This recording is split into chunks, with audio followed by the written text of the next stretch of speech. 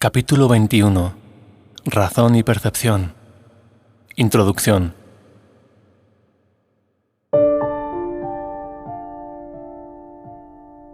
La proyección da lugar a la percepción. El mundo que ves se compone de aquello con lo que tú lo dotaste. Nada más. Pero si bien no es nada más, tampoco es menos. Por lo tanto, es importante para ti. Es el testimonio de tu estado mental, la imagen externa de una condición interna. Tal como el hombre piense, así percibirá. No trates, por lo tanto, de cambiar el mundo, sino elige más bien cambiar de mentalidad acerca de él. La percepción es un resultado, no una causa. Por eso es por lo que el concepto de grados de dificultad en los milagros no tiene sentido. Todo lo que se contempla a través de la visión es sano y santo. Nada que se perciba sin ella tiene significado, y donde no hay significado, hay caos. La condenación es un juicio que emites acerca de ti mismo, y eso es lo que proyectas sobre el mundo. Si lo ves como algo condenado, lo único que verás es lo que tú has hecho para herir al Hijo de Dios. Si contemplas desastres y catástrofes, es que has tratado de crucificarle. Si ves santidad y esperanza, es que te has unido a la voluntad de Dios para liberarle. Estas son las únicas alternativas que tienes ante ti. Y lo que veas dará testimonio de tu elección y te permitirá reconocer cuál de ellas elegiste. El mundo que ves tan solo te muestra cuánta dicha te has permitido ver en ti y aceptar como tuya. Y si ese es su significado, el poder de dar dicha tiene entonces que encontrarse en ti.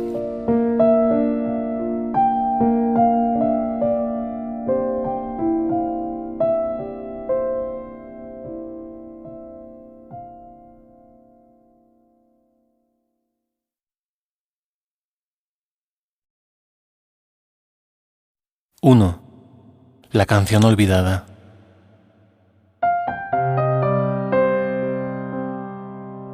No te olvides nunca de que el mundo que ven los ciegos tiene que ser imaginario, pues desconocen el verdadero aspecto del mundo. Tienen que inferir lo que se puede ver basándose en datos que son siempre indirectos y reformular sus deducciones según tropiezan y se caen debido a lo que no reconocieron, o bien pasar sin sufrir daño alguno a través de puertas abiertas que ellos creían cerradas. Y lo mismo ocurre contigo. Tú no ves. Las indicaciones en las que te basas para llegar a tus conclusiones son erróneas, y por eso tropiezas y te caes encima de las piedras que no viste, sin darte cuenta de que puedes atravesar las puertas que, aunque creías que estaban cerradas, se encuentran abiertas para los ojos que no ven, esperando a darte la bienvenida. Qué descabellado es tratar de juzgar aquello que simplemente se podría ver. No es necesario imaginar qué aspecto debe tener el mundo. Antes de que lo puedas reconocer como lo que es, tienes que verlo. Se te puede mostrar qué puertas están abiertas para que así puedas ver dónde radica la seguridad, qué camino conduce a las tinieblas y cuál a la luz. Los juicios siempre te darán indicaciones falsas, pero la visión te muestra por dónde ir. ¿Por qué tratar de adivinarlo? No hay que sufrir para aprender. Las lecciones benévolas se asimilan con júbilo y se recuerdan felizmente. Deseas aprender lo que te hace feliz y no olvidarte de ello. ¿No es esto lo que niegas? Lo que te preguntas es si los medios a través de los cuales se aprende este curso conducen a la felicidad que promete o no. Si creyeses que sí, no tendrías dificultad alguna para aprender el curso. Todavía no eres un estudiante feliz porque aún no estás seguro de que la visión pueda aportarte más de lo que los juicios te ofrecen, y has aprendido que no puedes tener ambas cosas. Los ciegos se acostumbran a su mundo adaptándose a él. Creen saber cómo desenvolverse en él. Han aprendido a hacerlo, pero no a través de lecciones gozosas, sino a través de la dura necesidad impuesta por las limitaciones que no creían poder superar. Y como todavía lo siguen creyendo, tienen en gran estima a esas lecciones y se aferran a ellas porque no pueden ver. No entienden que son las lecciones en sí las que les mantienen ciegos. Eso no lo creen. Y así conservan el mundo que aprendieron a ver en su imaginación, creyendo que solo pueden elegir entre eso o nada. Odian el mundo que aprendieron a conocer mediante el dolor, y todo lo que creen que habita en él solo sirve para recordarles que están incompletos y que se les ha privado injustamente de algo. Por lo tanto, definen su vida y donde viven, y se adaptan a ello tal como creen que deben hacerlo, temerosos de perder lo poco que tienen. Y lo mismo ocurre con todos aquellos que consideran que lo único que tanto ellos como sus hermanos tienen es el cuerpo. Tratan de comunicarse entre sí y fracasan una y otra vez. Y se adaptan a la soledad, pues creen que conservar el cuerpo es proteger lo poco que tienen. Presta atención y mira a ver si te puedes acordar de lo que vamos a hablar ahora. Escucha, tal vez puedas captar un leve atisbo de un estado inmemorial que no has olvidado del todo. Tal vez sea un poco nebuloso, mas no te es totalmente desconocido, como una canción cuyo título olvidaste hace mucho tiempo, así como las circunstancias en las que la oíste. No puedes acordarte de toda la canción, sino solo de algunas notas de la melodía, y no puedes asociarla con ninguna persona o lugar, ni con nada en particular. Pero esas pocas notas te bastan para recordar cuán bella era la canción, cuán maravilloso el paraje donde la escuchaste, y cuánto amor sentiste por los que allí estaban escuchándola contigo. Las notas no son nada, sin embargo, las has conservado, no por ellas mismas, sino como un dulce recordatorio de lo que te haría llorar si recordases cuán querido era para ti. Podrías acordarte, pero tienes miedo, pues crees que perderías el mundo que desde entonces has aprendido a conocer. Sin embargo, sabes que nada en este mundo es ni la sombra de aquello que tanto amaste. Escucha y mira a ver si te acuerdas de una canción muy vieja que sabías hace mucho tiempo y que te era más preciada que cualquier otra melodía que te hayas enseñado a ti mismo desde entonces. Más allá del cuerpo, del sol y de las estrellas, más allá de todo lo que ves, y sin embargo en cierta forma familiar para ti, hay un arco de luz dorada que al contemplarlo se extiende hasta volverse un círculo enorme y luminoso. El círculo se llena de luz ante tus ojos. Sus bordes desaparecen y lo que había dentro deja de estar contenido. La luz se expande y envuelve todo, extendiéndose hasta el infinito y brillando eternamente sin interrupciones ni límites de ninguna clase. Dentro de ella todo está unido en una continuidad perfecta. Es imposible imaginar que pueda haber algo que no esté dentro de ella, pues no hay lugar del que esta luz esté ausente. Esta es la visión del Hijo de Dios, a quien conoces bien. He aquí lo que ve el que conoce a su Padre. He aquí el recuerdo de lo que eres, una parte de ello que contiene todo ello dentro de sí, y que está tan inequívocamente unida a todo como todo está unido en ti. Acepta la visión que te puede mostrar esto y no el cuerpo. Te sabes esa vieja canción, y te la sabes muy bien. Nada te será jamás tan querido como este himno inmemorial de amor que el Hijo de Dios todavía le canta a su Padre. Y ahora los ciegos pueden ver, pues esa misma canción que entonan en honor de su Creador les alaba a ellos también. La ceguera que inventaron no podrá resistir el vibrante recuerdo de esta canción. Y contemplarán la visión del Hijo de Dios al recordar quién es aquel al que cantan. ¿Qué es un milagro, sino este recordar? ¿Y hay alguien en quien no se encuentre esta memoria? La luz en uno despierta la luz en los demás, y cuando la ves en tu hermano, la recuerdas por todos.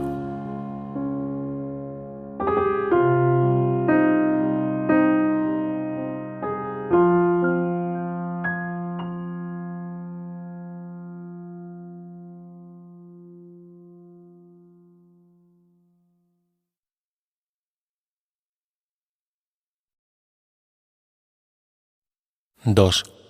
Somos responsables de lo que vemos.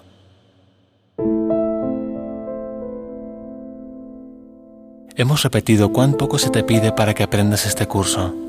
Es la misma pequeña dosis de buena voluntad que necesitas para que toda tu relación se transforme en dicha. El pequeño regalo que le ofreces al Espíritu Santo a cambio del cual Él te da todo.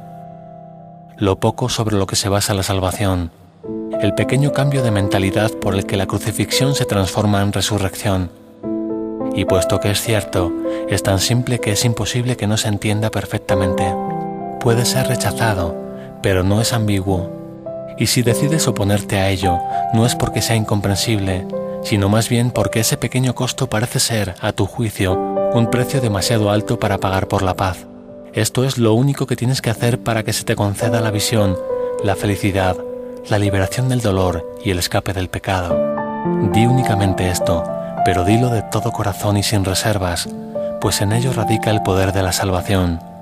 Soy responsable de lo que veo. Elijo los sentimientos que experimento y decido el objetivo que quiero alcanzar. Y todo lo que parece sucederme, yo mismo lo he pedido y se me concede tal como lo pedí. No te engañes por más tiempo pensando que eres impotente ante lo que se te hace. Reconoce únicamente que estabas equivocado y todos los efectos de tus errores desaparecerán. Es imposible que el Hijo de Dios pueda ser controlado por sucesos externos a Él. Es imposible que Él mismo no haya elegido las cosas que le suceden. Su poder de decisión es lo que determina cada situación en la que parece encontrarse, ya sea por casualidad o por coincidencia. Y ni las coincidencias ni las casualidades son posibles en el universo tal como Dios lo creó, fuera del cual no existe nada. Si sufres, es porque decidiste que tu meta era el pecado. Si eres feliz, es porque pusiste tu poder de decisión en manos de aquel que no puede sino decidir a favor de Dios por ti. Este es el pequeño regalo que le ofreces al Espíritu Santo, y hasta esto Él te da para que te lo des a ti mismo. Pues mediante este regalo se te concede el poder de liberar a tu Salvador, para que Él a su vez te pueda dar la salvación a ti. No resientas tener que dar esta pequeña ofrenda, pues si no la das, seguirás viendo el mundo tal como lo ves ahora. Mas si la das, todo lo que ves desaparecerá junto con Él. Nunca se dio tanto a cambio de tan poco. Este intercambio se efectúa y se conserva en el instante santo. Ahí el mundo que no deseas se lleva ante el que sí deseas, y el mundo que sí deseas se te concede, puesto que lo deseas. Mas para que esto tenga lugar, debes primero reconocer el poder de tu deseo. Tienes que aceptar su fuerza, no su debilidad. Tienes que percibir que lo que es tan poderoso como para construir todo un mundo, puede también abandonarlo, y puede asimismo aceptar corrección si está dispuesto a reconocer que estaba equivocado. El mundo que ves no es sino el testigo fútil de que tenías razón. Es un testigo de mente. Tú le enseñaste cuál tenía que ser su testimonio, y cuando te lo repitió, lo escuchaste y te convenciste a ti mismo de que lo que decía haber visto era verdad. Has sido tú quien se ha causado todo esto a sí mismo, y solo con que comprendieses esto, comprenderías también cuán circular es el razonamiento en que se basa tu visión. Eso no fue algo que se te dio, ese fue el regalo que tú te hiciste a ti mismo y que le hiciste a tu hermano. Accede entonces a que se le quite y a que sea reemplazado por la verdad. Y a medida que observes el cambio que tiene lugar en él, se te concederá poder verlo en ti mismo. Tal vez no veas la necesidad de hacer esta pequeña ofrenda. Si ese es el caso, examina más detenidamente lo que dicha ofrenda representa, y no veas en ella otra cosa que el absoluto intercambio de la separación por la salvación. El ego no es más que la idea de que es posible que al Hijo de Dios le puedan suceder cosas en contra de su voluntad, y por ende, en contra de la voluntad de su Creador, la cual no puede estar separada de la suya. Con esta idea fue con lo que el Hijo de Dios reemplazó su voluntad, en rebelión de mente contra lo que no puede sino ser eterno. Dicha idea es la declaración de que Él puede privar a Dios de su poder y quedarse con Él para sí mismo, privándose de este modo de lo que Dios dispuso para Él. Y es esta descabellada idea la que has entronado en tus altares y a la que rindes culto, y todo lo que supone una amenaza para ella parece atacar tu fe, pues en ella es donde la has depositado. No pienses que te falta fe, pues tu creencia y confianza en dicha idea son ciertamente firmes. El Espíritu Santo puede hacer que tengas fe en la santidad y darte visión para que la puedas ver fácilmente, mas no has dejado libre y despejado el altar donde a estos dones les corresponde estar, y donde ellos debieran estar, has colocado tus ídolos, los cuales has consagrado a otra cosa. A esa otra voluntad que parece decirte lo que ha de ocurrir, le confieres realidad. Por lo tanto, aquello que te demostraría lo contrario no puede por menos que parecerte irreal. Lo único que se te pide es que le hagas sitio a la verdad. No se te pide que inventes o que hagas lo que está más allá de tu entendimiento. Lo único que se te pide es que dejes entrar a la verdad, que ceses de interferir en lo que ha de acontecer de por sí y que reconozcas nuevamente la presencia de lo que creíste haber desechado. Accede, aunque solo sea por un instante, a dejar tus altares libres de lo que habías depositado en ellos, y no podrás sino ver lo que realmente se encuentra allí. El instante santo no es un instante de creación, sino de reconocimiento, pues el reconocimiento procede de la visión y de la suspensión de todo juicio. Solo entonces es posible mirar dentro de uno mismo y ver lo que no puede sino estar allí, claramente a la vista y completamente independiente de cualquier inferencia o juicio. Deshacer no es tu función, pero sí depende de ti el que le des la bienvenida o no. La fe y el deseo van de la mano, pues todo el mundo cree en lo que desea. Ya hemos dicho que hacerse ilusiones es la manera en que el ego lidia con lo que desea para tratar de convertirlo en realidad. No hay mejor demostración del poder del deseo, y por ende de la fe, para hacer que sus objetivos parezcan reales y posibles. La fe en lo irreal conduce a que se tengan que hacer ajustes en la realidad para que se amolde al objetivo de la locura. El objetivo del pecado induce a la percepción de un mundo temible para justificar su propósito. Verás aquello que desees ver. Y si la realidad de lo que ves es falsa, lo defenderás no dándote cuenta de todos los ajustes que has tenido que hacer para que ello sea como lo ves. Cuando se niega la visión, la confusión entre causa y efecto es inevitable. El propósito ahora es mantener la causa oculta del efecto y hacer que el efecto parezca ser la causa. Esta aparente autonomía del efecto permite que se le considere algo independiente y capaz de ser la causa de los sucesos y sentimientos que su hacedor cree que el efecto suscita. Anteriormente hablamos de tu deseo de crear a tu propio creador y de ser el padre y no el hijo de él. Este es el mismo deseo. El hijo es el efecto que quiere negar a su causa, y así él parece ser la causa y producir efectos reales. Pero lo cierto es que no puede haber efectos sin causa, y confundir ambas cosas es simplemente no entender ninguna de las dos. Es tan esencial que reconozcas que tú has fabricado el mundo que ves, como que reconozcas que tú no te creaste a ti mismo, pues se trata del mismo error.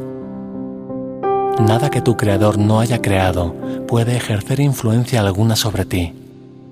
Y si crees que lo que hiciste puede dictarte lo que debes ver y sentir, y tienes fe en que puede hacerlo, estás negando a tu creador y creyendo que tú te hiciste a ti mismo.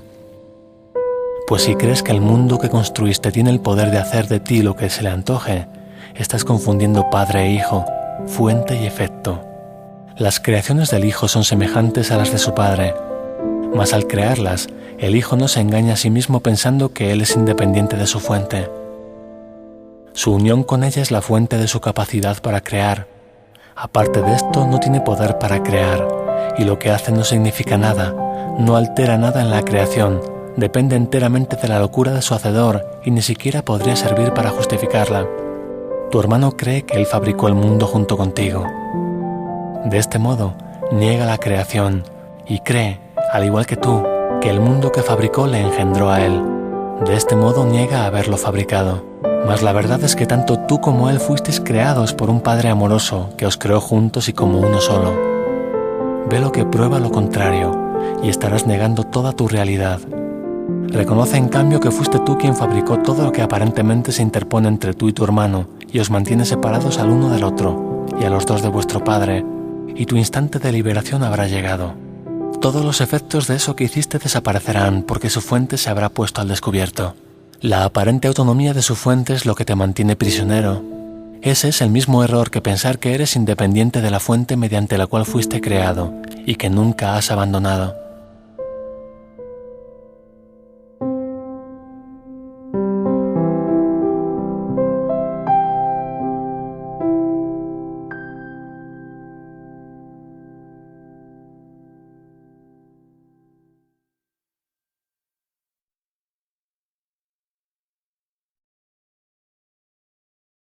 Tres. Fe, creencia y visión. Todas las relaciones especiales tienen como meta el pecado, pues son tratos que se hacen con la realidad, a la que la aparente unión se adapta. No te olvides de esto. Hacer tratos es fijar límites, y no podrás sino odiar a cualquier hermano con el que tengas una relación parcial. Quizá trates de respetar el trato en nombre de lo que es justo, exigiendo a veces ser tú el que pague, aunque lo más frecuente es que se lo exijas al otro. Al hacer lo que es justo, pues, tratas de mitigar la culpabilidad que emana del propósito que aceptaste para la relación, y por eso el Espíritu Santo tiene que cambiar su propósito para que sea de utilidad para Él, inofensiva para ti. Si aceptas este cambio, habrás aceptado la idea de hacerle sitio a la verdad. La fuente del pecado habrá desaparecido. Tal vez te imagines que todavía experimentas sus efectos, pero el pecado ha dejado de ser tu propósito y ya no lo quieres más. Nadie permite que su propósito sea reemplazado mientras todavía lo siga deseando, pues nada se quiere y se protege más que un objetivo que la mente haya aceptado. Lo perseguirá, sombría o felizmente, pero siempre con fe y con la perseverancia que la fe inevitablemente trae consigo. El poder de la fe jamás se puede reconocer si se deposita en el pecado, pero siempre se reconoce si se deposita en el amor. ¿Por qué te resulta tan extraño que la fe pueda mover montañas? En realidad, esa es una hazaña insignificante para semejante poder, pues la fe puede mantener al Hijo de Dios encadenado mientras Él crea que lo está. Mas cuando se libre de las cadenas será simplemente porque habrá dejado de creer en ellas, al retirar su fe de la idea de que le podían aprisionar y depositarla en cambio en su libertad. Es imposible tener fe en dos orientaciones opuestas. La fe que depositas en el pecado se la quitas a la santidad, y lo que le ofreces a la santidad se lo has quitado al pecado. La fe, la creencia y la visión son los medios por los que se alcanza el objetivo de la santidad. A través de ellos, el Espíritu Santo te conduce al mundo real, alejándote de todas las ilusiones en las que habías depositado tu fe. Ese es su rumbo, el único que Él jamás ve, y cuando te desvías, Él te recuerda que no hay ningún otro. Su fe, su creencia y su visión son para ti, y cuando las hayas aceptado completamente en lugar de las tuyas, ya no tendrás necesidad de ellas, pues la fe, la creencia y la visión únicamente tienen sentido antes de que se alcanza la certeza. En el cielo son desconocidas. El cielo, no obstante, se alcanza a través de ellas. No es posible que al Hijo de Dios le falte fe, pero sí puede elegir dónde desea depositarla. La falta de fe no es realmente falta de fe, sino fe que se ha depositado en lo que no es nada. La fe que se deposita en las ilusiones no carece de poder, pues debido a ello el Hijo de Dios cree ser impotente. De ese modo no se es fiel a sí mismo, pero sí tiene gran fe en las ilusiones que abriga acerca de sí mismo. Pues tú inventaste la fe, la percepción y la creencia a fin de perder la certeza y encontrar el pecado. Este rumbo de mente fue tu propia elección, y al depositar tu fe en lo que habías elegido, fabricaste lo que deseabas. El Espíritu Santo puede valerse de todos los medios que tú has empleado para ir en pos del pecado, pero tal como Él se vale de ellos te alejan del pecado, porque su propósito apunta en dirección contraria. Él ve los medios que empleas, pero no el propósito para el que los inventaste. Su intención no es quitártelos, pues reconoce su valor y los ve como un medio de alcanzar lo que Él dispone para ti. Inventaste la percepción a fin de poder elegir entre tus hermanos e ir en busca del pecado con ellos. El Espíritu Santo ve la percepción como un medio de enseñarte que la visión de la relación santa es lo único que deseas ver, pues entonces depositarás toda tu fe en la santidad, al desearla y creer en ella por razón de tu deseo. La fe y la creencia se unen a la visión, ya que todos los medios que una vez sirvieron para los fines del pecado se canalizan ahora hacia la santidad, pues a lo que tú llamas pecado no es más que una limitación, y odias a todo aquel que tratas de reducir a un cuerpo porque le temes. Al negarte a perdonarle, le condenas al cuerpo porque tienes en gran estima los medios del pecado, y así depositas toda tu fe y creencia en el cuerpo. Pero la santidad quiere liberar a tu hermano y eliminar el odio eliminando el miedo, no en el nivel de los síntomas, sino de raíz. Aquellos que quieren liberar a sus hermanos del cuerpo no tienen miedo, pues han renunciado a los medios del pecado al elegir que se eliminen todas sus limitaciones, puesto que desean ver a sus hermanos bajo el manto de la santidad. El poder de su creencia y de su fe ve más allá del cuerpo, facilitando la visión, no obstruyéndola. Pero antes de eso decidieron reconocer lo mucho que su fe había limitado su entendimiento del mundo, y desearon depositarla en otro lugar en caso de que se les ofreciese otro punto de vista. Los milagros que siguen a esta decisión nacen también de la fe, pues a todos aquellos que eligen apartar su mirada del pecado se les concede la visión y se les conduce a la santidad. Aquellos que creen en el pecado deben pensar que el Espíritu Santo exige sacrificios, pues creen que esa es la manera de alcanzar su objetivo. Hermano, el Espíritu Santo sabe que el sacrificio no aporta nada. Él no hace tratos. Y si intentas imponerle límites, le odiarás porque tendrás miedo de él. El regalo que Él te ha hecho es mucho más valioso que cualquier otra cosa a este lado del cielo. El momento en que esto se ha de reconocer está al llegar. Une tu conciencia a lo que ya está unido.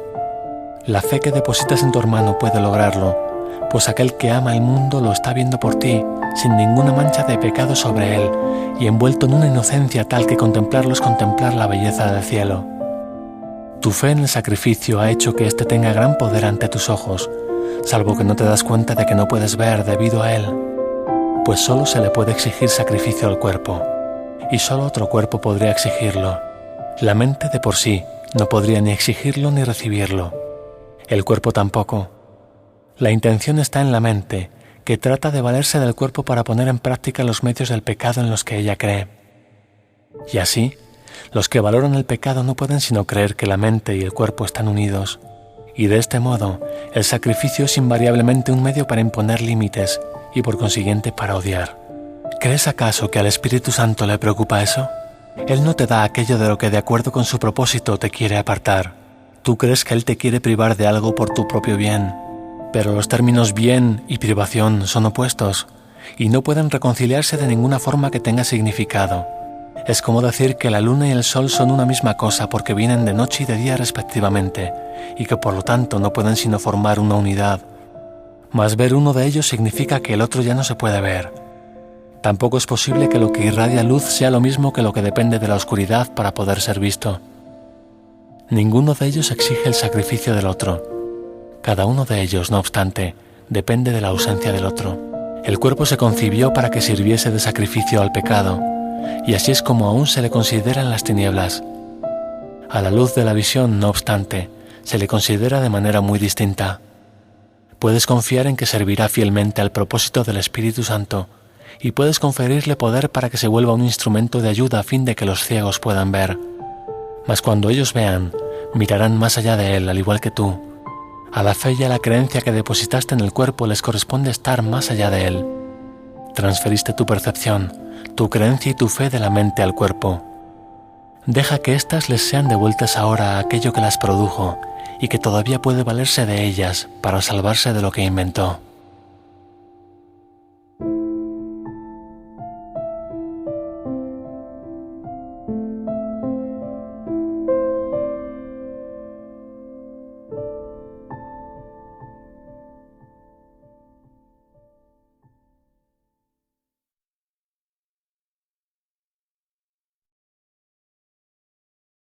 ¡4! El miedo a mirar adentro. El Espíritu Santo jamás te enseñará que eres un pecador. Corregirá tus errores, pero eso no es algo que le pueda causar temor a nadie. Tienes un gran temor a mirar en tu interior y ver el pecado que crees que se encuentra allí. No tienes miedo de admitir esto. El ego considera muy apropiado que se asocie el miedo con el pecado y sonríe con aprobación. No teme dejar que te sientas avergonzado. No pone en duda la creencia y la fe que tienes en el pecado. Sus templos no se tambalean por razón de ello.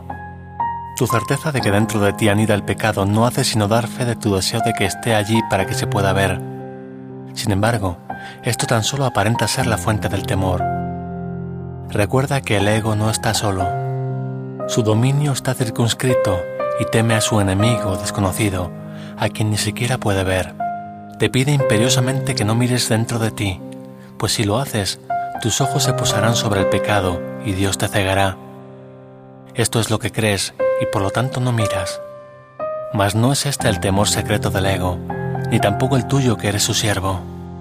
El ego, vociferando destempladamente y demasiado a menudo, profiere a gritos que lo es, pues bajo ese constante griterío y esas declaraciones disparatadas, el ego no tiene ninguna certeza de que lo sea. Tras tu temor de mirar en tu interior por razón del pecado, se oculta todavía otro temor, y uno que hace temblar al ego. ¿Qué pasaría si mirases en tu interior y no vieses ningún pecado? Esta temible pregunta es una que el ego nunca plantea. Y tú que la haces ahora, estás amenazando demasiado seriamente todo su sistema defensivo, como para que él se moleste en seguir pretendiendo que es tu amigo. Aquellos que se han unido a sus hermanos han abandonado la creencia de que su identidad reside en el ego. Una relación santa es aquella en la que te unes con lo que en verdad forma parte de ti.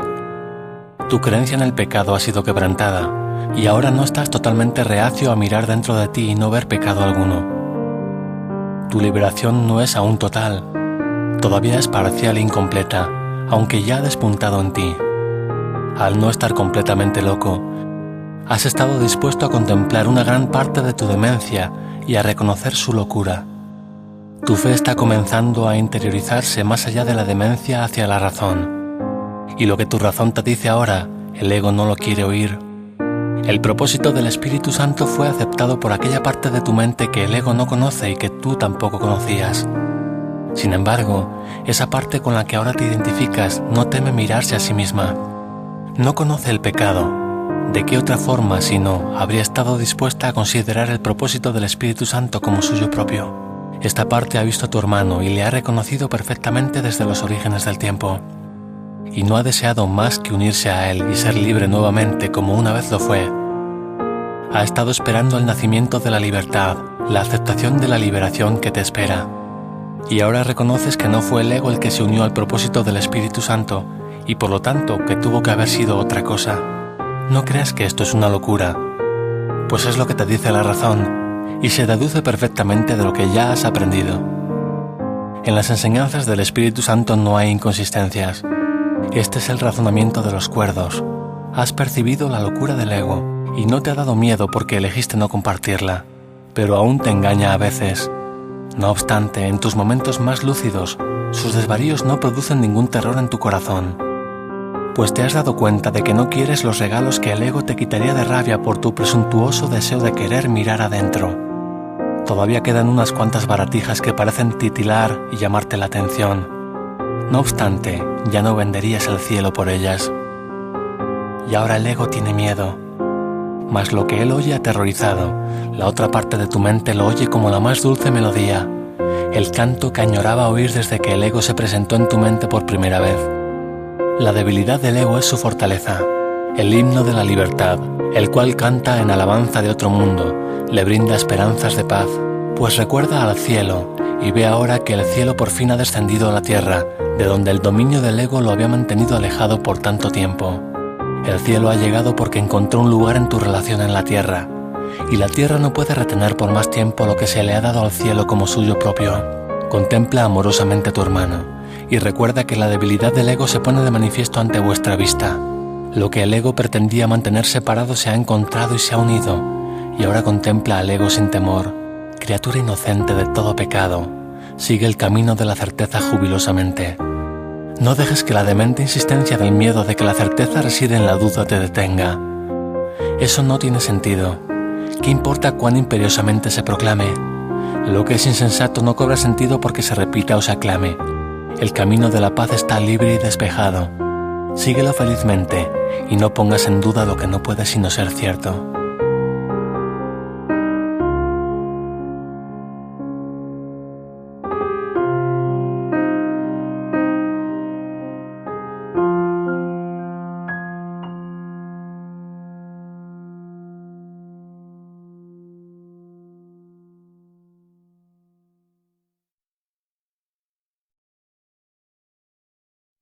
(5) La función de la razón.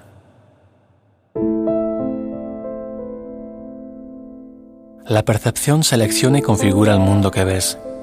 Literalmente lo selecciona siguiendo las directrices de la mente. Las leyes del tamaño, de la forma y de la luminosidad tendrían validez quizá si otras cosas fuesen iguales, pero no lo son, pues es mucho más probable que halles lo que buscas que lo que prefieres pasar por alto. La apacible y queda voz que habla en favor de Dios no se ve ahogada por los estridentes gritos e insensatos arranques de furia con los que el ego acosa a aquellos que desean escucharla. La percepción es una elección, no un hecho. Pero de esta elección depende mucho más de lo que te has dado cuenta hasta ahora, pues tu creencia acerca de quién eres depende enteramente de la voz que elijas escuchar y de los panoramas que elijas ver. La percepción da testimonio únicamente de esto, nunca de la realidad. Puede mostrarte, no obstante, bajo qué condiciones es posible tener conciencia de la realidad o aquellas en las que nunca sería posible. La realidad no necesita tu cooperación para ser lo que es, pero tu conciencia de ella necesita tu ayuda, ya que tener esa conciencia es algo que tú eliges. Si le prestas oídos a los dictados del ego y ves lo que él te indica ver, no podrás sino considerarte a ti mismo insignificante, vulnerable y temeroso.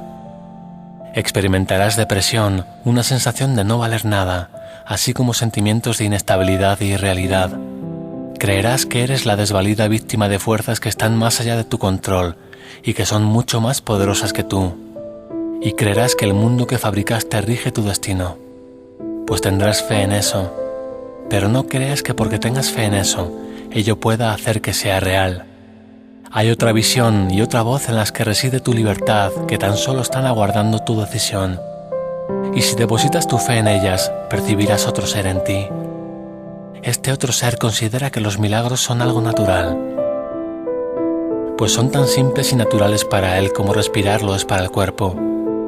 Constituyen la respuesta obvia a las peticiones de ayuda, que es la única que él ofrece. Los milagros le parecen antinaturales al ego porque no entiende cómo es posible que mentes separadas puedan influenciarse unas a otras. Y si estuviesen separadas ciertamente no podrían hacerlo, pero las mentes no pueden estar separadas. Este otro ser es perfectamente consciente de esto, y así reconoce que los milagros no afectan la mente de otro, sino la suya propia.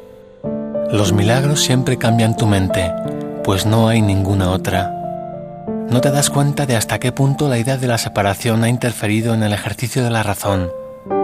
La razón mora en el otro ser que has excluido de tu conciencia, y nada de lo que has permitido que permanezca en ella es capaz de razonar.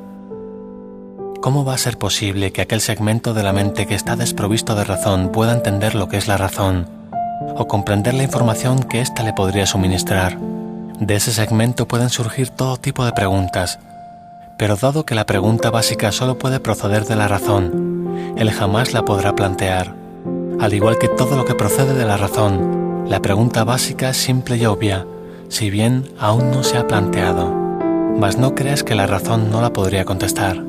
El plan de Dios para tu salvación no se habría podido establecer sin tu voluntad y consentimiento. Tuvo que haber sido aceptado por el Hijo de Dios, pues lo que Dios dispone para él no puede sino aceptarlo. Y Dios no dispone nada sin su Hijo, ni su voluntad depende del tiempo para consumarse. Por lo tanto, lo que se unió a la voluntad de Dios tiene que encontrarse en ti ahora, puesto que es eterno. Tienes que haber reservado un lugar en el que el Espíritu Santo puede morar y donde ya se encuentra. Él tiene que haber estado ahí desde que surgió la necesidad de Él, la cual quedó satisfecha en ese mismo instante. Eso es lo que tu razón te diría si escuchases. Mas es claro que ese no es el razonamiento del ego. El hecho de que la naturaleza de tu razón le sea ajena al ego es prueba de que no hallarás la respuesta en él. No obstante, si esto es así, dicha respuesta tiene que existir. Y si existe para ti y su propósito es tu libertad, debes ser libre de encontrarla. El plan de Dios es muy simple. Nunca es indirecto ni se derrota a sí mismo. Dios no tiene otros pensamientos excepto los que extienden su ser, y en esto tu voluntad tiene que estar incluida. Así pues, debe haber una parte en ti que conoce su voluntad y la comparte. No tiene sentido preguntar si lo que tiene que ser como es, lo es. Pero sí tiene sentido preguntar por qué no eres consciente de lo que no puede sino ser como es, pues debe haber una respuesta para ello si al plan de Dios para tu salvación no le falta nada, y no puede faltarle nada, porque su fuente no conoce la incompleción. ¿Y dónde podría encontrarse la respuesta si no en la fuente? ¿Y dónde estás tú si no allí donde se encuentra esa misma respuesta? Tu identidad, que es un efecto tan verdadero de esa fuente como lo es la respuesta, tiene por lo tanto que estar unida a ella y ser lo mismo que ella. Por supuesto que sabes esto, y mucho más que esto. Pero cualquier parte del conocimiento supone una amenaza tan seria para la disociación como todo el conocimiento en sí. Y dispondrás de todo el conocimiento con cualquier parte de él. He aquí la parte que tú puedes aceptar. Puedes ver lo que la razón te señala porque los testigos a su favor son inequívocos. Solo aquellos que son completamente dementes podrían hacer caso omiso de ellos, y tú ya has dejado atrás esa etapa. La razón es un medio que sirve para los fines del Espíritu Santo por derecho propio. No se puede reinterpretar ni recanalizar para que se ajuste a la meta del pecado, tal como se hace con otros medios, pues la razón está más allá del alcance de los medios del ego. La fe, la percepción y la creencia pueden estar mal ubicadas y servir de apoyo tanto para las necesidades del gran embaucador como para las de la verdad. Pero la razón no tiene cabida en la locura, ni se puede adaptar a sus fines en modo alguno. La fe y la creencia están firmemente arraigadas en la locura, y conducen la percepción hacia aquello que la mente ha considerado valioso. Pero la razón no participa en esto en absoluto, pues si se aplicase la razón, la percepción cesaría instantáneamente. La razón no forma parte de la demencia, pues ésta depende enteramente de la ausencia de aquella. El ego nunca hace uso de la razón porque no es consciente de su existencia. Los que son parcialmente locos tienen acceso a ella, y solo ellos la necesitan. El conocimiento no depende de la razón, y la locura la mantiene afuera. La parte de la mente donde reside la razón se consagró, de acuerdo con tu voluntad en unión con la de tu Padre, al deshacimiento de la demencia. Ahí el propósito del Espíritu Santo se aceptó y consumó simultáneamente. La razón le es ajena a la demencia, y aquellos que hacen uso de ella han adquirido un medio que no puede dedicarse al pecado. El conocimiento está mucho más allá de lo que se puede lograr, pero la razón puede servir para abrir las puertas que tú le cerraste. Ya estás muy cerca de esto. Tu fe y tus creencias han cambiado y has hecho la pregunta que el ego nunca haría. ¿No te dice tu razón ahora que la pregunta debe haber emanado de algo que tú no conoces, pero que aún así debe ser parte de ti? La fe y la creencia, apoyadas por la razón, producen forzosamente un cambio en tu percepción, y con este cambio se le hace sitio a la visión. La visión se extiende más allá de sí misma, tal como lo hace en el propósito al que sirve, así como todos los medios para su consecución.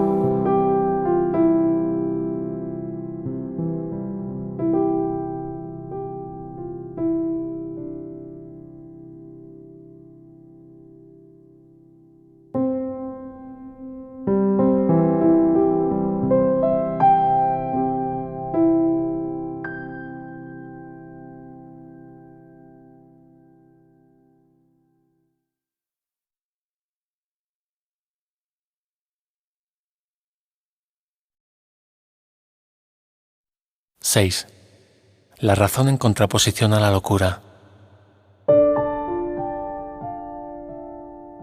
La razón no puede ver pecados, pero sí puede ver errores, y propicia su corrección. No les otorga valor, pero sí otorga valor a su corrección. La razón te diría también que cuando crees estar pecando, estás de hecho pidiendo ayuda. No obstante, si no aceptas la ayuda que estás pidiendo, tampoco creerás que puedes darla. De modo que no la darás, y así no renunciarás a esa creencia. Pues cualquier clase de error que no haya sido corregido te engaña con respecto al poder que reside en ti para llevar a cabo la corrección. Si dicho poder puede llevar a cabo la corrección y tú no se lo permites, te estás negando la corrección a ti mismo así como a tu hermano. Y si él comparte contigo esta misma creencia, ambos creeréis estar condenados. Puedes evitarle esto a él y evitártelo a ti, pues la razón no facilitaría la corrección únicamente en ti. No puedes aceptar o rechazar la corrección sin incluir a tu hermano. El pecado mantendría que sí puedes, mas la razón te dice que no puedes considerar a tu hermano o a ti mismo como un pecador y seguir percibiéndole a él o percibiéndote a ti mismo como inocente. ¿Quién que se considere a sí mismo culpable podría ver un mundo libre de pecado? ¿Y quién puede ver un mundo pecaminoso y considerarse al mismo tiempo ajeno a ese mundo? El pecado mantendría que tú y tu hermano no podéis sino estar separados. Pero la razón te dice que esto tiene que ser un error, pues si estáis unidos, ¿cómo ibais a poder tener pensamientos privados? ¿Y cómo podría ser que los pensamientos que se adentran en lo que solo parece ser tuyo no tuviesen ningún efecto en lo que sí es tuyo? Si las mentes están unidas, eso es imposible. Nadie puede pensar por separado, tal como Dios no piensa sin su Hijo. Eso sería posible únicamente si los dos morasen en cuerpos. Tampoco podría ninguna mente pensar por separado a menos que el cuerpo fuese la mente, pues únicamente los cuerpos pueden estar separados y por lo tanto ser irreales. La morada de la demencia no puede ser la morada de la razón, pero es fácil abandonar dicha morada si ves la razón. No puedes abandonar la demencia trasladándote a otro lugar. La abandonas simplemente aceptando la razón en el lugar que antes ocupaba la locura. La locura y la razón ven las mismas cosas, pero es indudable que las contemplan de modo diferente. La locura es un ataque contra la razón que la expulsa de la mente y ocupa su lugar. La razón no ataca, sino que calladamente ocupa el lugar de la locura y la reemplaza si los dementes deciden escucharla. Pero los dementes no conocen su propia voluntad, pues creen ver el cuerpo y permiten que su propia locura les diga que éste es real. La razón sería incapaz de esto, y si tú defiendes el cuerpo en contra de tu razón, no entenderás lo que es cuerpo ni lo que eres tú. El cuerpo no te separa de tu hermano, y si crees que lo hace estás loco. Pero la locura tiene un propósito, y cree también disponer de los medios que lo pueden convertir en realidad. Ver el cuerpo como una barrera que separa aquello que la razón te dice que no puede sino estar unido, solo puede ser una locura. Y no lo podrías ver de ese modo si escuchases la voz de la razón. ¿Qué puede haber que se interponga entre lo que es un continuo? Y si nada se interpone, ¿cómo se podría excluir de otras partes lo que pasa a formar parte de cualquiera de ellas? Esto es lo que la razón te diría, mas piensa en lo que tendrías que admitir si esto fuese así. Si eliges el pecado en vez de la curación, estás condenando al Hijo de Dios a aquello que jamás puede ser corregido. Le dices con tu elección que está condenado, separado de ti y de su Padre para siempre, y sin esperanza de jamás poder retornar a salvo. Eso es lo que le enseñas, y aprenderás de él exactamente lo que le enseñes, pues lo único que le puedes enseñar es que él es como tú quieres que él sea, y lo que eliges que él sea es lo que eliges para ti. Mas no pienses que esto es temible. Que estás unido a él es un hecho, no una interpretación. ¿Cómo puede un hecho ser temible a menos que esté en desacuerdo con lo que tienes en más estima que la verdad? La razón te diría que este hecho es tu liberación. Ni tu hermano ni tú podéis ser atacados por separado. Ni tampoco puede ninguno de vosotros aceptar un milagro sin que el otro no sea igualmente bendecido por él y curado del dolor. La razón, al igual que el amor, desea tranquilizarte, y no es su intención infundirte temor. El poder de curar al Hijo de Dios se te concede a ti porque Él no puede sino ser uno contigo. Tú eres responsable de cómo Él se ve a sí mismo. Y la razón te dice que se te ha concedido poder transformar su mente por completo, la cual es una contigo, en un solo instante. Y cualquier instante sirve para llevar a cabo una completa corrección de todos sus errores y restituirle su plenitud. El instante en que elijas ser curado, en ese mismo instante se verá que se ha salvado completamente junto contigo. Se te ha dado la razón para que entiendas que esto es así. Pues la razón, que es tan benévola como la finalidad para la que se emplea, te aleja constantemente de la locura y te conduce hacia el objetivo de la verdad. Y ahí te desharás de la carga que supone negar la verdad. Y esa es la carga que es terrible, no la verdad. En el hecho de que tú y tu hermano estáis unidos reside vuestra salvación, el regalo del cielo, no el del miedo. ¿Consideras acaso que el cielo es una carga para ti? En la locura lo es. Sin embargo, lo que la locura ve tiene que ser disipado por la razón. La razón te asegura que el cielo es lo que quieres y lo único que quieres. Escucha a aquel que te habla con raciocinio y que pone tu razón en armonía con la suya. Resuélvete a dejar que la razón sea el medio por el que él te indique cómo dejar atrás la demencia. No te ocultes tras la demencia para escapar de la razón. Lo que la locura encubriría, el Espíritu Santo lo pone al descubierto para que todo el mundo lo contemple con júbilo. Tú eres el salvador de tu hermano. Él es el tuyo. A la razón le es muy grato hablar de esto. El amor le infundió amor a este plan benevolente. Y lo que el amor planea es semejante a sí mismo en esto. Al estar unido a ti, él desea que aprendas lo que debes ser. Y dado que tú eres uno con él, se te tiene que haber encomendado que des lo que él ha dado y todavía sigue dando. Dedica aunque solo sea un instante a la grata aceptación de lo que se te ha encomendado darle a tu hermano y reconoce con él lo que se os ha dado a ambos. Dar no es más bendito que recibir, pero tampoco es menos. Al Hijo de Dios se le bendice siempre cual uno solo. Y a medida que su gratitud llega hasta ti que le bendijiste, la razón te dirá que es imposible que tú estés excluido de la bendición. La gratitud que Él te ofrece te recuerda las gracias que tu Padre te da por haberle completado a Él, y la razón te dice que sólo así puedes entender lo que tú debes ser. Tu Padre está tan cerca de ti como tu hermano. Sin embargo, ¿qué podría estar más cerca de ti que tu propio ser? El poder que ejerces sobre el Hijo de Dios no supone una amenaza para su realidad. Por el contrario, solo da testimonio de ella. Y si Él ya es libre, ¿dónde podría radicar su libertad sino en Él mismo? ¿Y quién podría encadenarle, sino Él a sí mismo cuando se niega la libertad? De Dios nadie se burla, ni tampoco puede su Hijo ser aprisionado, salvo por su propio deseo. y por sus propios deseos también cómo se libera. En eso radica su fuerza, no su debilidad. Él está a merced de sí mismo, y cuando elige ser misericordioso, en ese momento se libera. Mas cuando elige condenarse a sí mismo, se convierte en un prisionero que, encadenado, espera su propio perdón para poderse liberar.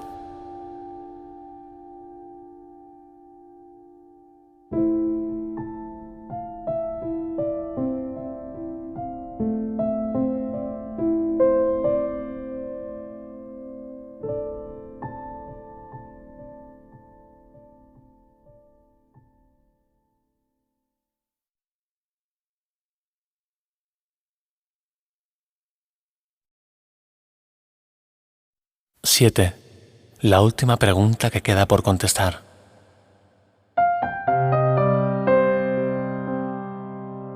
¿No te das cuenta de que todo tu sufrimiento procede de la extraña creencia de que eres impotente? Ser impotente es el precio del pecado. La impotencia es la condición que impone el pecado, el requisito que exige para que se pueda creer en él. Solo los impotentes podrían creer en el pecado. La enormidad no tiene atractivo excepto para los insignificantes, y solo los que primero creen ser insignificantes podrían sentirse atraídos por ella. Traicionar al Hijo de Dios es la defensa de los que no se identifican con Él. Y tú, o estás de su parte o contra Él, o le amas o le atacas, o proteges su unidad o le consideras fragmentado y destruido como consecuencia de tu ataque. Nadie cree que el Hijo de Dios sea impotente. Y aquellos que se ven a sí mismos como impotentes deben creer que no son el Hijo de Dios. ¿Qué podrían ser, entonces, sino su enemigo? ¿Y qué podrían hacer sino envidiarle su poder y, como consecuencia de su envidia, volverse temerosos de dicho poder? Estos son los siniestros, los silenciosos y atemorizados, los que se encuentran solos e incomunicados, y los que, temerosos de que el poder del Hijo de Dios les aniquile de un golpe, levantan su impotencia contra Él. Se unen al ejército de los impotentes para librar su guerra de venganza, amargura y rencor contra Él, a fin de que Él se vuelva uno con ellos. Y puesto que no saben que son uno con Él, no saben a quién odian. Son en verdad un ejército lamentable, cada uno de ellos tan capaz de atacar a su hermano o volverse contra sí mismo, como de recordar que una vez todos creyeron tener una causa común. Los siniestros dan la impresión de estar frenéticos, de ser vociferantes y fuertes, mas no saben quién es su enemigo, sino solo que le odian. El odio les ha congregado, pero ellos no se han unido entre sí, pues si lo hubieran hecho no serían capaces de abrigar odio. El ejército de los impotentes se desbanda en presencia de la fortaleza. Los que son fuertes son incapaces de traicionar porque no tienen necesidad de tener sueños de poder ni de exteriorizarlos. ¿De qué manera puede actuar un ejército en sueños? De cualquier manera. Podría habérsele atacando a cualquiera con cualquier cosa. Los sueños son completamente irracionales. En ellos, una flor se puede convertir en una lanza envenenada, un niño en un gigante, y un ratón puede rugir como un león. Y con la misma facilidad el amor puede trocarse en odio. Esto no es un ejército, sino una casa de locos. Lo que parece ser un ataque concertado no es más que un pandemonium. El ejército de los impotentes es en verdad débil. No tiene armas ni enemigo. Puede ciertamente invadir el mundo y buscar un enemigo, pero jamás podrá encontrar lo que no existe. Puede ciertamente soñar que encontró un enemigo, pero este cambia incluso mientras lo están atacando, de modo que corre de inmediato a buscarse otro y nunca consigue cantar victoria. Y a medida que corre se vuelve contra sí mismo, pensando que tuvo un pequeño atisbo del gran enemigo que siempre elude su ataque asesino, convirtiéndose en alguna otra cosa. Cuán traicionero parece ser ese enemigo, que cambia tanto que ni siquiera es posible reconocerle. El odio, no obstante, tiene que tener un blanco. No se puede tener fe en el pecado sin un enemigo. ¿Quién que crea en el pecado podría atreverse a creer que no tiene enemigos? ¿Podría admitir que nadie le hizo sentirse impotente? La razón seguramente le diría que dejase de buscar lo que no puede ser hallado. Sin embargo, tiene primero que estar dispuesto a percibir un mundo donde no hay enemigos. No es necesario que entienda cómo sería posible que él pudiese ver un mundo así. Ni siquiera debería tratar de entenderlo, pues si pone su atención en lo que no puede entender, no hará sino agudizar su sensación de impotencia y dejar que el pecado le diga que su enemigo debe ser él mismo. Pero deja que se haga a sí mismo las siguientes preguntas con respecto a las cuales tiene que tomar una decisión para que esto se lleve a cabo por él. ¿Deseo un mundo en el que gobierno yo en lugar de uno que me gobierna a mí? ¿Deseo un mundo en el que soy poderoso en lugar de uno en el que soy impotente? ¿Deseo un mundo en el que no tengo enemigos y no puedo pecar? ¿Y deseo ver aquello que negué porque es la verdad? Tal vez ya hayas contestado las 3 primeras preguntas, pero todavía no has contestado la última, pues esta aún parece temible y distinta de las demás. Mas la razón te aseguraría que todas ellas son la misma. Dijimos que en este año se haría hincapié en la igualdad de las cosas que son iguales. Esta última pregunta, que es en verdad la última acerca de la cual tienes que tomar una decisión, todavía parece encerrar una amenaza para ti que las otras ya no poseen. Y esta diferencia imaginaria da testimonio de tu creencia de que a lo mejor la verdad es el enemigo con el que aún te puedes encontrar. En esto parece residir, pues, la última esperanza de encontrar pecado y de no aceptar el poder. No olvides que la elección entre el pecado y la verdad, o la impotencia y el poder, es la elección entre atacar y curar, pues la curación emana del poder y el ataque de la impotencia. Es imposible que quieras curar a quien atacas, y el que deseas que sane tiene que ser aquel que decidiste que estuviese a salvo del ataque. ¿Y qué otra cosa podría ser esta decisión, sino la elección entre verle a través de los ojos del cuerpo, o bien permitir que te sea revelado a través de la visión? La manera en que esta decisión da lugar a sus efectos no es tu problema, pero tú decides lo que quieres ver. Este es un curso acerca de causas, no de efectos. Considera detenidamente qué respuesta vas a dar a esa última pregunta que todavía no has contestado, y deja que la razón te diga que debe ser contestada y que su contestación reside en las otras 3. Te resultará evidente entonces que cuando observes los efectos del pecado en cualquiera de sus formas, lo único que necesitarás hacer es simplemente preguntarte a ti mismo lo siguiente: ¿es esto lo que quiero ver? ¿Es esto lo que deseo? Esta es tu única decisión, la base de lo que ocurre. No tiene nada que ver con la manera en que ocurre, pero sí con el por qué, pues sobre esto tienes control. Y si eliges ver un mundo donde no tienes enemigos y donde no eres impotente, se te proveerán los medios para que lo veas. ¿Por qué es tan importante esta última pregunta? La razón te dirá por qué. Es igual a las otras 3, salvo en lo que respecta al tiempo. Las otras son decisiones que puedes tomar, volverte atrás y luego volverlas a tomar. Pero la verdad es constante e implica un estado en el que las vacilaciones son imposibles. Puedes desear un mundo en el que tú gobiernas y no uno que te gobierna a ti, y luego cambiar de parecer. Puedes desear intercambiar tu impotencia por poder y luego perder ese deseo cuando un ligero destello de pecado te atrae. Puedes desear ver un mundo incapaz de pecar y, sin embargo, permitir que un enemigo te tiente a usar los ojos del cuerpo y a cambiar de parecer. El contenido de todas esas preguntas es el mismo, pues cada una de ellas te pregunta si estás dispuesto a intercambiar el mundo del pecado por lo que el Espíritu Santo ve, puesto que es esto lo que el mundo del pecado niega. Los que ven el pecado, por lo tanto, están viendo la negación del mundo real. Sin embargo, la última pregunta suma a tu anhelo de querer ver el mundo real el deseo de permanencia, de tal forma que ese deseo se convierta en el único que tengas. Si contestas esta última pregunta con un sí, añades sinceridad a las decisiones que ya has tomado con respecto a las demás, pues solo entonces habrás renunciado a la opción de poder cambiar de parecer nuevamente. Cuando eso deje de interesarte, las otras preguntas quedarán perfectamente contestadas. ¿Por qué crees que no estás seguro de que las otras preguntas hayan sido contestadas? ¿Sería acaso necesario plantearlas con tanta frecuencia si ya se hubiesen contestado? Hasta que no se haya tomado la decisión final, la respuesta será a la vez un sí y un no. Pues has contestado sí, sin darte cuenta de que sí tiene que significar que no has dicho no. Nadie decide en contra de su propia felicidad, pero puede hacerlo si no se da cuenta de que eso es lo que está haciendo. Y si él ve su felicidad como algo que cambia constantemente, es decir, ahora esto, luego otra cosa, y más tarde una sombra elusiva que no está vinculada a nada, no podrá sino decidir en contra de ella. La felicidad elusiva, la que cambia de forma según el tiempo o el lugar, es una ilusión que no significa nada. La felicidad tiene que ser constante porque se alcanza mediante el abandono del deseo de lo que no es constante. La dicha no se puede percibir excepto a través de una visión constante, y la visión constante solo se les concede a aquellos que desean la constancia. El poder del deseo del Hijo de Dios sigue siendo la prueba de que todo aquel que se considera a sí mismo impotente está equivocado. Desea lo que quieres, y eso será lo que contemplarás y creerás que es real. No hay un solo pensamiento que esté desprovisto del poder de liberar o de matar, ni ninguno que pueda abandonar la mente del pensador o dejar de tener efectos sobre él.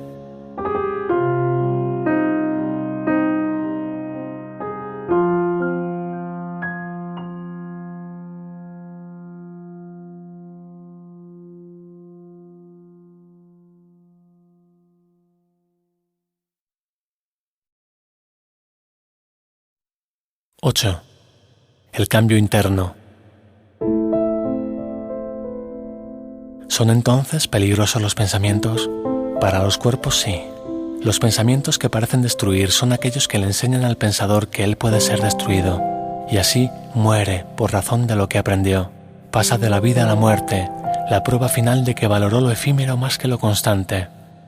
Seguramente creyó que quería la felicidad, mas no la deseó porque la felicidad es la verdad y por lo tanto tiene que ser constante. Una dicha constante es una condición completamente ajena a tu entendimiento. No obstante, si pudieses imaginarte cómo sería eso, lo desearías aunque no lo entendieses. En esa condición de constante dicha no hay excepciones ni cambios de ninguna clase. Es tan inquebrantable como lo es el amor de Dios por su creación. Al estar tan segura de su visión como su creador lo está de lo que él sabe, la felicidad contempla todo y ve que todo es uno. No ve lo efímero, pues desea que todo sea como ella misma, y así lo ve. Nada tiene el poder de alterar su constancia porque su propio deseo no puede ser conmovido. Les llega a aquellos que comprenden que la última pregunta es necesaria para que las demás queden contestadas, del mismo modo en que la paz tiene que llegarles a quienes eligen curar y no juzgar. La razón te dirá que no puedes pedir felicidad de una manera inconsistente, pues si lo que deseas se te concede y la felicidad es constante, entonces no necesitas pedirla más que una sola vez para gozar de ella eternamente. Y si siendo lo que es no gozas de ella siempre, es que no la pediste, pues nadie deja de pedir lo que desea a lo que cree que tiene la capacidad de concedérselo. Tal vez esté equivocado con respecto a lo que pide, dónde lo pide y a qué se lo pide. No obstante, pedirá porque desear algo es una solicitud, una petición hecha por alguien a quien Dios mismo nunca dejaría de responder. Dios ya le ha dado todo lo que él realmente quiere, mas aquello de lo que no está seguro, Dios no se lo puede dar. Pues mientras siga estando inseguro es que no lo desea realmente, y la dación de Dios no podría ser completa a menos que se reciba. Tú que completas la voluntad de Dios y que eres su felicidad, tú cuya voluntad es tan poderosa como la suya, la cual es un poder que no puedes perder ni en tus ilusiones, piensa detenidamente por qué razón no has decidido todavía cómo vas a contestar la última pregunta. Tu respuesta a las otras te ha ayudado a estar parcialmente cuerdo. Es la última, no obstante, la que realmente pregunta si estás dispuesto a estar completamente cuerdo. ¿Qué es el instante santo, sino el llamamiento de Dios a que reconozcas lo que Él te ha dado? He aquí el gran llamamiento a la razón, a la conciencia de lo que siempre está ahí a la vista, a la felicidad que podría ser siempre tuya. He aquí la paz constante que podrías experimentar siempre.